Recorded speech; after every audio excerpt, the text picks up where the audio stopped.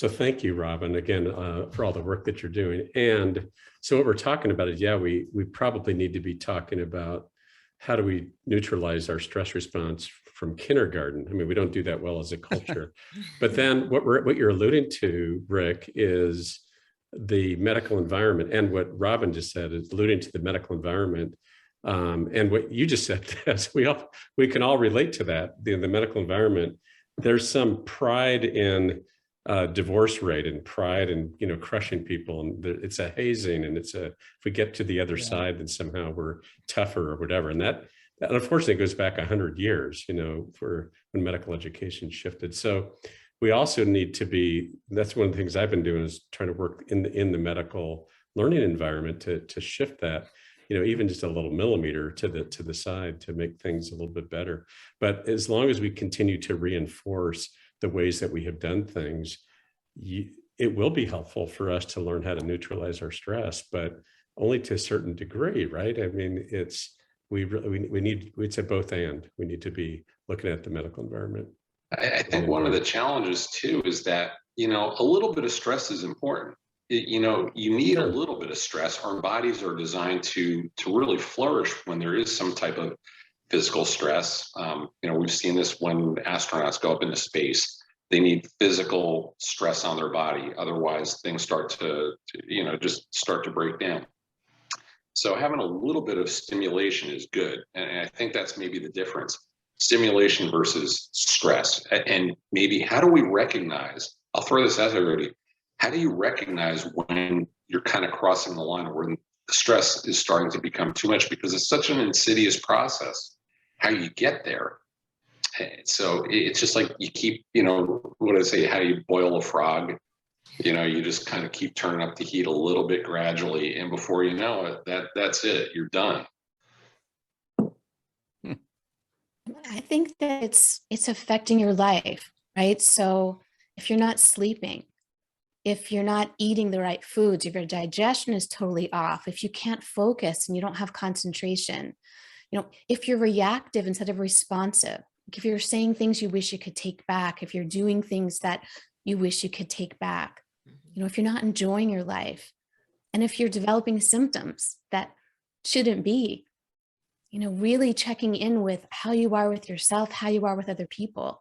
When it becomes that point, then the stress isn't a good nurturing stress. It's a debilitating stress that's damaging to yourself and your whole being.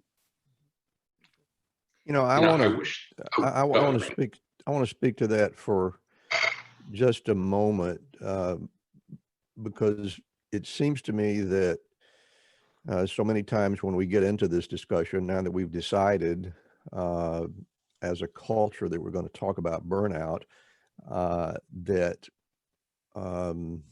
there seems to be this idea that there's something built into the practice of medicine that guarantees it. And I'm not buying that.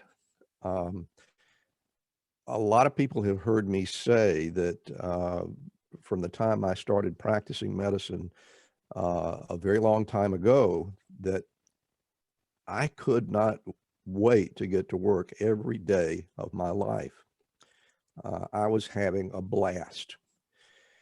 And that continued right up until, I don't know, maybe 5 or 6 years, maybe longer, maybe it was 10 years before I retired, but it happened simultaneously with my transition from being an independent practitioner into being an employee.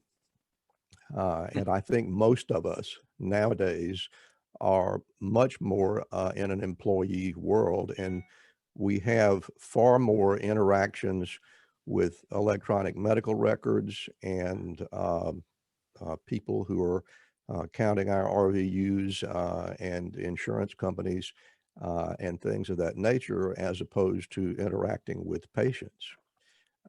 And for me, that was where the burnout started. So I'm interested to know if the rest of you feel that I'm on the right track, or is there something even more abnormal about me than I thought? I think it makes perfect sense. It's giving up giving up autonomy, having your freedoms taken away. And it takes me back to this term that I learned way back. It's called learned helplessness. And it was a phenomenon exhibited by concentration camp survivors when they were finally freed. And they just, they were just, their whole affect, it's, the normal situation, you would think, okay, you'd be elated, you're freeing it. But they were just so beaten down by the whole thing. It's like the ultimate, burnout in a sense.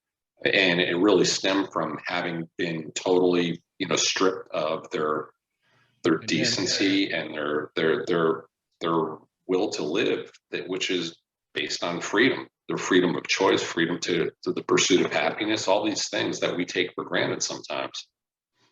Randy, one of the definitions for burnout by Maslach, the woman who studied it the most, the definition is when burnout happens when there's a mismatch between the personal factors that you bring to the system that you work in, and then the system you work in. You're right. That's a classic example, what you just shared.